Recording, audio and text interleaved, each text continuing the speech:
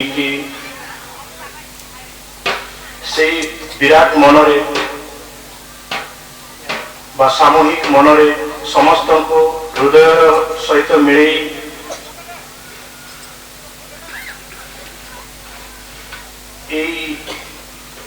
मयूरभंज तथा सारा देशर सारा पृथ्वीर शुभ चिंतन आम करूँ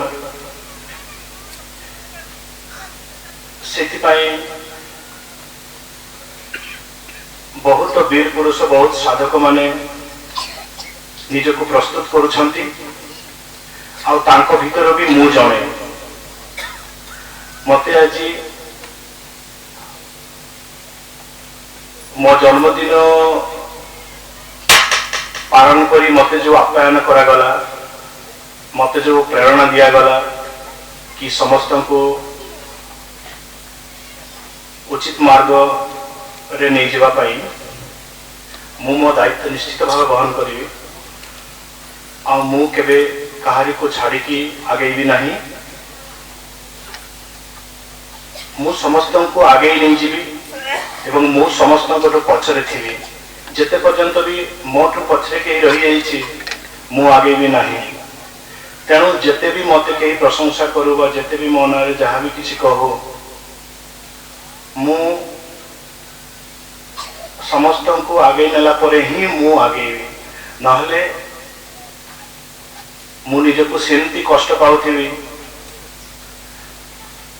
जो माने हेई नहीं तांको दुख ही मते बेसी मने पड़े जो माने आगे ले अथवा सुख पाउछंती ए मंत्र जपी की अथवा बहु लोगों को संगे मिसी करी से माने पाउछंती एवं पाइबे एवं आगे चलिए किंतु पछरे जो माने पढ़ी बोली मु देखि पाछि मु तांकु नहीं कि ही आगे भी कहारी को बात दे कि मु कौन प्रकार आगे भी नहीं तेणु आज पर्यंत मु गोटी कथा ही कहिछि कि सबु बेले शुभ संकल्प नेबो ए गाँ भूईर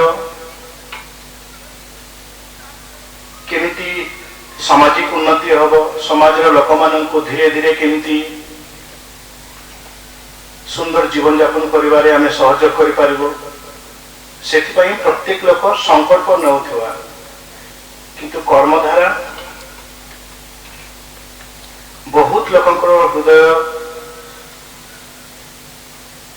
स्थान काल पात्र जाति भेदर ऊर्धरे जदि न जाए ताले कार्यक्रम आरंभ हवा मुश्किल व्यक्तिगत जीवन में साधना करवा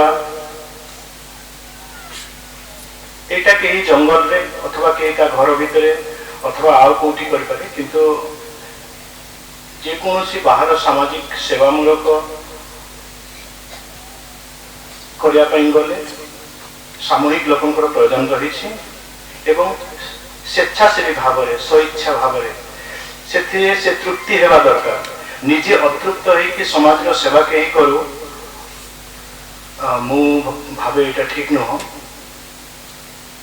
जहाँ भी हो मुझे ओडिया कहली ये क्योंकि बर्तमान मु ओडिशा भूमि अच्छी ठीक अच्छे मु हिंदी में ही कहवाई चाहिए बहुत लोग ओडिया बुझी पार थे कारण आम देखी बर्तमान त्रिभाषी बहुत ही बंगलार भी अच्छा हिंदी भी अच्छा ओडिया भी अच्छा तेणु प्रथम ओडिशा भूमि जेहेतु अच्छी मुझे कहली से जो मैंने भी शुणुंट से माने परस्पर कोऑपरेट करेंगे भाषा बुझापी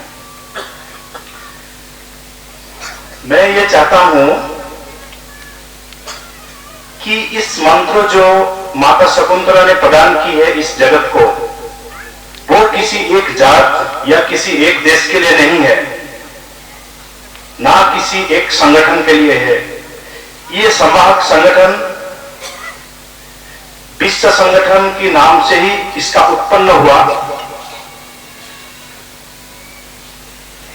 इसका कार्यक्रम भी उसी रास्ते में चल रहा है जो भी कोई आज इसको खंड करने के लिए कोशिश किया फिर वो स्वयं खंड हो जाता है लेकिन यहाँ पे किसी को कुछ भी रुकावट नहीं है वो अगर इस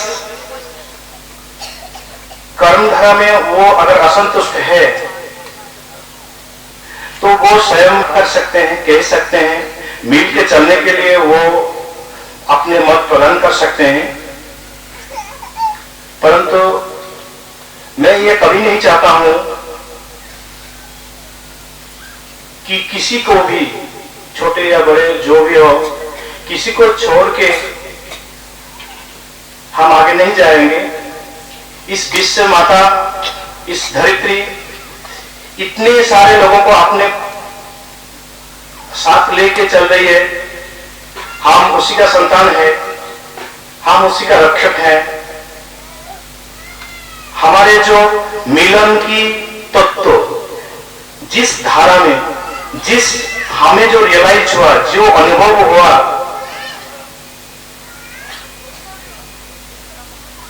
सबको मिला के चलने की रास्ता और अपने अपने संस्कृति जहां जितना इस पृथ्वी में हुआ है सारे चीज का आनंद लेना,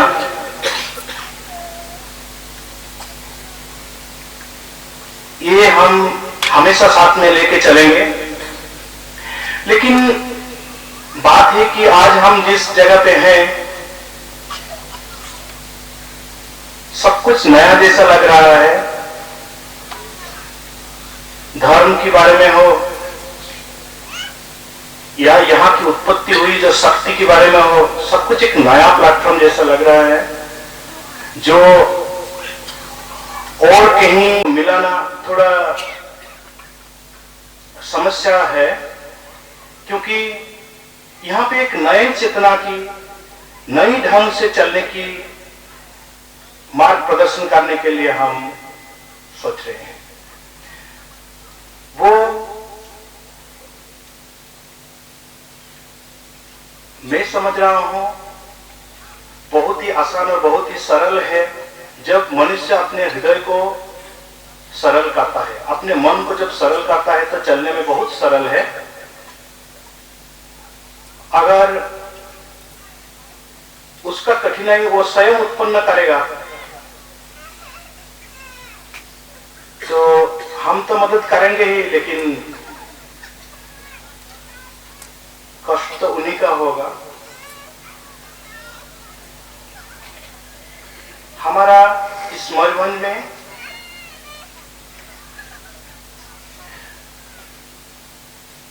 मैं बहुत देवा देवी का, बहुत प्राधान्य मूलक व्यक्ति लोगों का, बहुत जो लोगों का उच्च प्रकृष्ठा है, उच्च भावना है, उनकी आशीर्वाद से ही मैं बना हूं।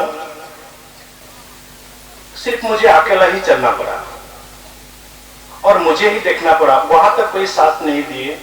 फिर मैं देखते देखते बहुत कुछ देखा कि कैसे हमारे बीच में एक अखंड सत्ता, अखंड विभाजन हमारे अंदर है। इस धरती को सजाने के लिए नए नए भाषा, अलग अलग संस्कृति, अलग अलग भूमि रूप ऐसा बना हुआ है।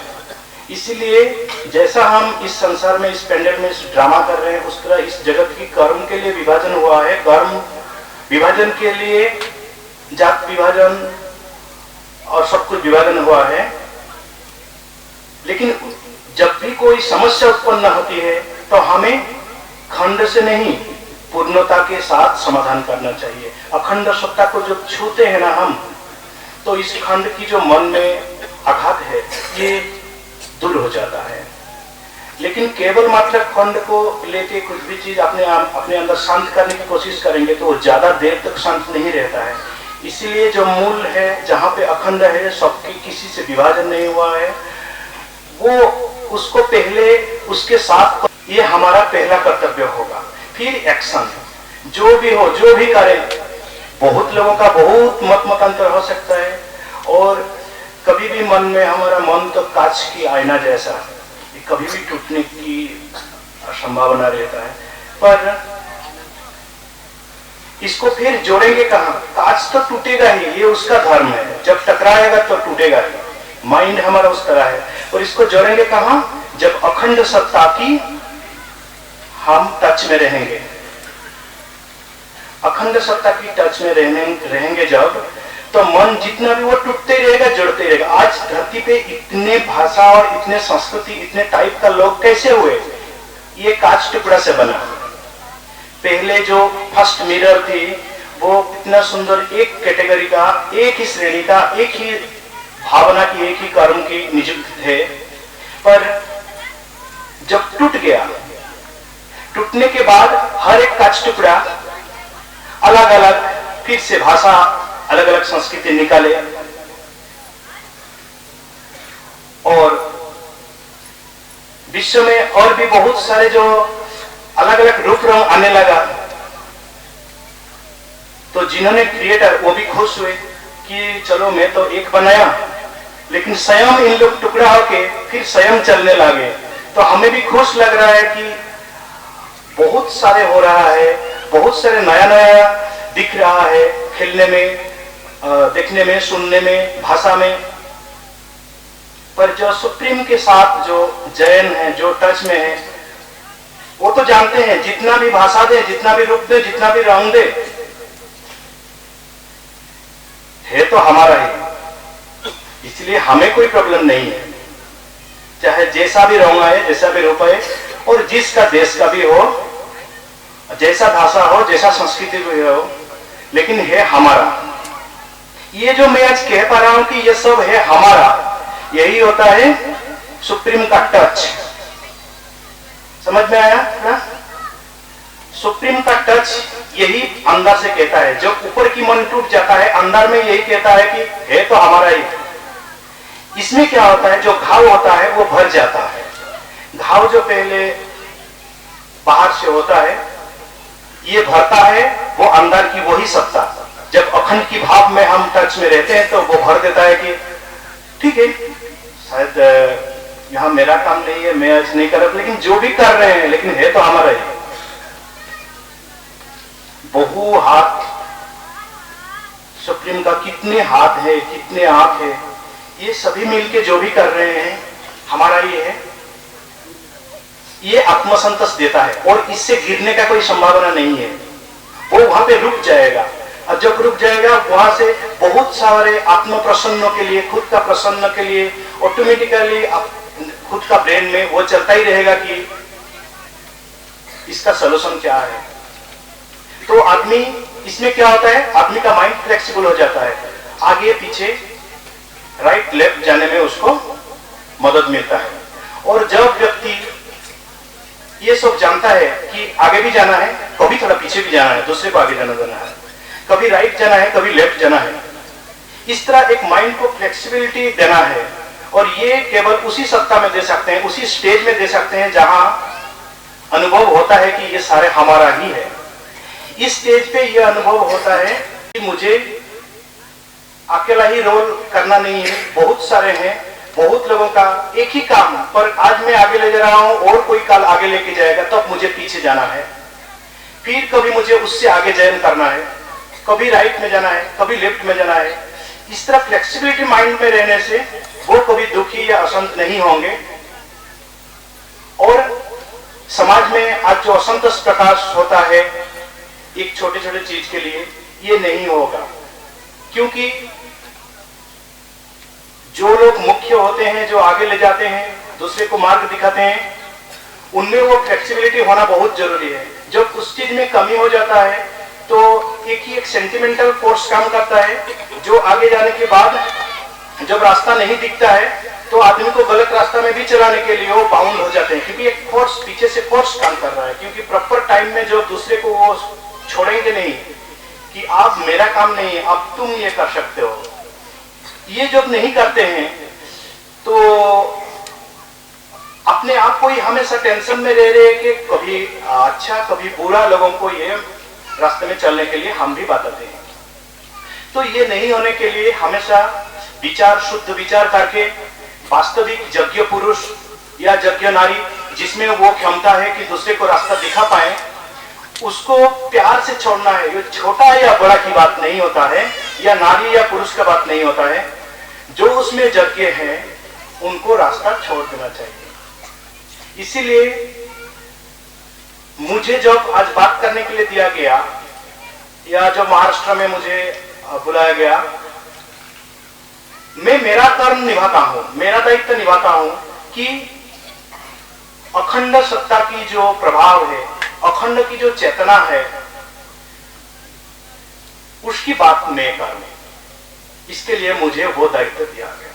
और खंड में जो भी काम कर रहे हैं, जो लीडिंग पार्ट से जो जिनका वो क्षमता है वो कर रहे हैं, मैं उसमें साथ देता हूं।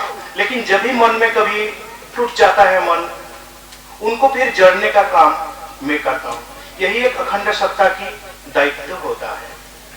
मन में जो भी कष्ट हो वो शरीर को पहुंचता है, फिर मन और शरीर को दोनों को धोने के लिए वही अखंड सत्ता रहते हैं, निष्कलंक सत्ता, जिसमें कोई दाग नहीं होता है। और फिर भी वो जब चाहे तो सारे दाग को अपने साथ ले सकते हैं और सारे साथ अपने आप से धो सकते हैं। लेकिन खंड में क्या होता है, हम अगर किया तो हम बीमार पड़ गए, लेकिन उसको ठीक करने के लिए दूसरे का जरूरत पड़ता है। पर अखंड सत्ता में ये प्रभाव ज्यादा रहता है कि अपने आप को वो कलंकित भी कर सकते हैं और कलंक को खुद मिटा भी सकते हैं। ये सारे क्षमता उनमें होता है। तो ये दायित्व मुझे दिया गया पहले से ही। जब हमने इस मयूरभंज में शुरू किया तब भी मुझे एक मुख्य पोजीशन में दिखाया गया था। तब सबसे मैं जूनियर था और सभी मुझसे बड़े थे। फिर भी मुझे ये महान दायित्व सभी मिलकर दिए थे। और जैसा मेरे उपस्थित शायद उनकी आगे जाने की, उनकी अंतर की जो गति है उसमें बाधा पहुंच सकता था, इसलिए मुझे थोड़ा वहां से दूर रहना पड़ा, ताकि वो स्वयं अपने क्या चाह रहे हैं वो स्वयं साधना की बल से, तप बल से इस मनुष्य की, जन समाज की चिंतन को उसको हृदय से मिलके अपने आप को पहले एस्टैब्लिश करे। फिर जो वो कर्म में आगे जाएंगे, जहां से मेरा जरूरत पड़ेगा मैं फिर वहां उपस्थित हो जाऊंगा। तो मेरा दायित्व मुझे बहुत ही अच्छी तरह से मालूम है। और रहा कर्म की बात जो भी करें, इस देश को, इस भूमि को साजाना, इस मयूरभंज को एक आध्यात्मिक परिवेश बनाना। इस मयूरभंज में इससे पहले मुझे सभी बताए हैं कि बहुत सारे बड़े बड़े साधक थे जो इस दुनिया को रास्ता दिखाए हैं। चास चका वस्त्र लिपि ये सारे बनाने में इसी राड, इसी मयूरभंज कामयाब थे। और कहावत ऐसा ही है कि बहुत जितना बड़े पुरुष जन्म लेते हैं, फिर वो चले जाने के बाद उतना दिन वहां पे गैप रहता है। वहां पे और कोई बड़ा महात्मा इमीडिएटली जन्म नहीं ले सकते हैं, क्योंकि उनका प्रभाव से उस एरिया इतना पावरफुल वो अपना ज्योति फैलाए हैं कि इमीडिएटली उस तरह ग्रेट सोल वहां पे जन्म लेना संभव नहीं होता है। इसीलिए शायद इतना दिनों के बाद आज मेरे परिचय जो महासंभूति के रूप से दिया गया, मैं उसी तरह ही दिखता हूं और चलता हूं। शायद आज हम जो करके जाएंगे फिर से लग सकता है 3,500-4,000 साल, तब तक और कोई उस तरह जन्म नहीं लेंगे। हम देखते हैं जहां पे बार बार गुरु, बार बार आध्यात्मिक का जो चर्चा होता है, वहां पे बार बार आते हैं। एक चला गया तो इमीडिएटली वो कभी कभी देखा गया है कि गुरु अभी भी जिंदा है, और उसके साथ ही दूसरे सत्ता में उनकी मूल प्रवेश करके फिर उसको चेंज कर देते हैं, ट्रांसफर कर देते हैं उस सीट को। परंतु हमारा यहाँ ऐसा हुआ नहीं है। राड की अवस्था देखने से पता चलता है कि उस तरह महात्मा, विराट पुरुष जो जगत को आलोक देने वाले बहुत पहले जन्म हुए थे। और तब तक इस अंचल में आध्यात्मिक का जो भावना जैसा एक शून्य हो गया। आध्यात्मिक कहने से इस अंचल में किसी लोग बाहर, गुरु लोगों का, बाहर जो महत व्यक्ति लोगों का थोड़ा थोड़ा प्रभाव तो आया है, परंतु यहाँ का सेल्फ एस्टेब्लिश, इस भूमि में एस्टेब्लिश ऐसा नहीं हुआ है। केवल हम फॉलो करते हैं, परंतु वो तो दूसरे का वेव्स यहाँ पे आता है। लेकिन यहाँ से वेव्स जब ऊपर धरती पे जाएगी, यहाँ का वेव्स मयूरभंज की जब तरंग सारे विश्व को जाएगा, तो मयूरभंज में क्या है, रार में क्या है, ये सारा दुनिया को पता चलेगा। और अगर ये सभी लोगों का कल्याणकारी है तो सारे लोग इस पथ में चलने के लिए तैयार हो जाएंगे। पहले हमें इसका कर्म करना है, हमें इसके बारे में तैयारी करना है। और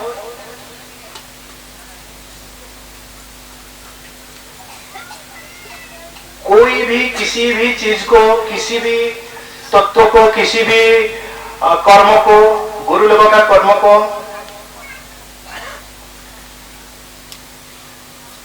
किसी से उसको नीचे करके बात करना ये नहीं होता है। हमेशा दूसरे को सही रास्ता दिखाना है। सही रास्ते में जब बताया जाएगा, हो सकता है किसी से कंपैरेटिव हो भी जाए, लेकिन उद्देश्य कभी नहीं है कि यही फास्ट है कि दूसरे को कंडेम करके कुछ हम आगे जाए। ये तो मनुष्य की बात छोड़िए, किसी जीव जंतु को भी ऐसा नहीं होना चाहिए कि हम कंडेम नहीं करेंगे और कंडेम करके हम आगे नहीं जाएंगे, क्योंकि हर एक जीव जंतु का जैसे भी रूप है, जैसे भी आकार है, उसके लिए ये वही पूर्ण है, वही 100% है, वही उसके विश्व है। जैसा भी है उसके लिए पृथ्वी ऐसा ही है। इसलिए हम मनुष्य हैं जो बहु जीव का सम्मिलित रूप से हम बनते हैं। बहु जीव जगत का मिलित सत्ता ये मनुष्य है, जिसमें अपार क्षमता आता है। बहुत सारे जीव जगत को वो उसका गार्डियन बन सकता है, उसका मालिक बन सकता है, उसको देखभाल करने के लिए अपने पास क्षमता उत्पन्न कर सकता है। इसीलिए इस मनुष्य की रूप दिया गया, जहां पे बहुत सारे प्राणियों का समाहार होता है। मनुष्य एक प्राणियों से नहीं होते हैं, वो बहुत सारे से मिल के बनते हैं। बहुत सारे उन्नत सेल, जो उन्नत मान के डेवलप सेल मिलके वो बनते हैं। और मैं चाहता हूं हम जितने भी हैं, बहुत हैं, ये बहुत सारे। मेरे जन्मदिन पर जो भी हो, बहुत दूर दूर से आके आज मुझे यहाँ बात करने के लिए दिए, और मैं पूरा ही विश्वास है कि मेरे बात को ध्यान से सुन रहे हैं और इस बात का सही उपयोग हम करेंगे। हम बहुत लोगों को केयर ले सकते हैं, बहुत लोगों को उनकी जीवन यापन में उन्नत मार्ग दिखा सकते हैं। पाप और अन्याय हमारे साधना की बल से ही वो दूर हो जाएगा। वो पास में आ ही नहीं सकता, अगर आएगा तो वो जल जाएगा। हमारे तपस्या की बल, साधना की बल उतना उन्नत और उतना ऊपर तक पहुंचाएंगे ताकि उससे फिजिकली हमें लड़ना ही ना पड़े। वो इस जगह पहुंच ही नहीं सकते हैं। इसीलिए हमें उस साधना की मार्ग, इस महामंत्र की मार्ग दिया गया। शांतिपूर्वक हम सारे तत्वों का ही कल्याण करेंगे। मिट्टी का, जल का, वायु, आकाश, अग्नि, ये सारे तत्वों का ही डेवलप करेंगे। सारे तत्वों का ही डेवलप करने से ही हमारा मानसिक शक्ति वृद्धि, क्योंकि इस शरीर में सारे तत्व मिलकर हम बने। किसी एक तत्व को पकड़े तो दूसरे तत्व फिर कमजोर हो जाएगा। सारे तत्व का एक कॉम्बिनेशन होना चाहिए, गुड